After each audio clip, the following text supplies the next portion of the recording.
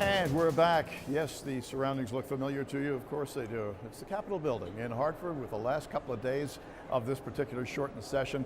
And Senator Jason Welch is with us here as a guest. And this is going to be your last hurrah here for a while, isn't it? It will be. It'll be my last term for now. I'm young. There's still time. Yes, you are. But yes, you are. I've got a young family. They need me. And I look to stay engaged somehow, but just in a way that's more personally balanced. Well, you know, a lot of people, I mean, this is technically a part-time legislature. Right. However, with the time commitments that it calls for, really isn't that part-time, is it?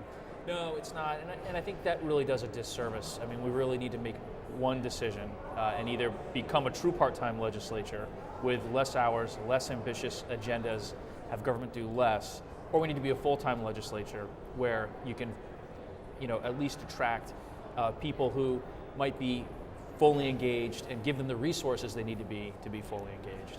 Well, we'll see how that flies. It's a good thought, and a lot of people have suggested that over time.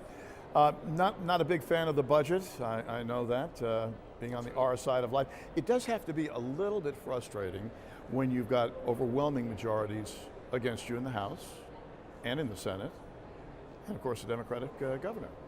It is one-party rule, and make no mistake about it. And I think whenever you have one-party rule, no matter what party is in control, you get the worst of that party as far as policy goes. You get the extremes. And we've seen a lot of that over the last 4 years, and we've seen it in the budgets that we've gotten over the last 4 years too, this one notwithstanding.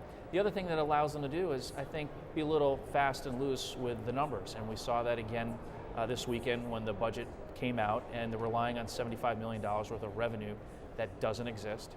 They're also saying it's a balanced budget, but that's only because they're moving numbers off the books. I mean, think about it. You've been accounting a particular way since time out of mind here in the state of Connecticut, and now we're going to move certain payments for pensions, retiree pensions, off the books so we could say that this budget is balanced, so that we could say that we're coming under our constitutional spending cap. Those are both untrue. If you did it the way we've always done it, this is an unbalanced budget, and we've exceeded our constitutional spending cap. Well, there are some good things that have come out of this, and one of them involves everybody's health care in the state and the potential for better and more easily accessible health care. Yeah, sure. So healthcare is changing. It's a very kind of fluid landscape. We're facing a lot of troubles, especially in the inner cities, and we're having a hard time finding primary care providers. So one of the things that was done, and frankly is one of the governor's initiatives that I applaud him for, was to allow APRNs to maintain a private practice. Now, you don't have to go there, you can decide, but at least they have the capability now, after working with a doctor for more than 3 years, to hang up their own shingle. And hopefully this will solve one of our problems, which is access to primary care medical providers. What does this mean they will be able to do that Sure. they hadn't been able to do before? So, you know, if you're not feeling well, you're sick, you need to call and make an appointment with a doctor.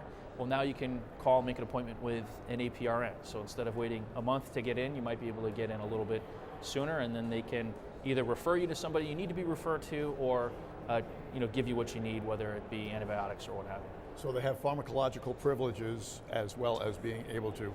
Well, nothing new. They've always had certain prescription privileges. Okay. They can now just do that outside of the collaborative agreement. As independent agents. That's right. After 3 years of effectively mentoring or whatever. Correct. With That's a regular correct. MD.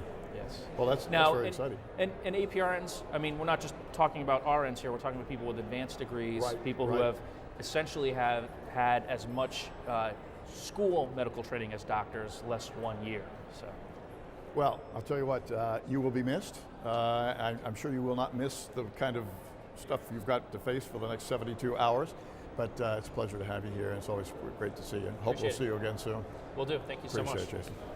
Senator Jason Welch, and on he goes, but not without a few more days of a grind here in Hartford, and that's the way it will be. That's the way it is at the end of these sessions. There's no question about it.